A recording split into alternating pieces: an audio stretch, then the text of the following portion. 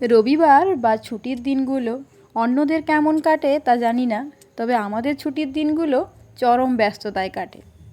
এমনকি নাওয়া খাওয়ারও কোনো নির্দিষ্ট সময় থাকে না, যার কারণে পুজোর ছুটি বা গ্রীষ্মের ছুটিতে রেস্ট নিয়ে শরীর ঠিকঠাক থাকার পরিবর্তে উল্টে আরও বেশি করে রোগা হয়ে যায়।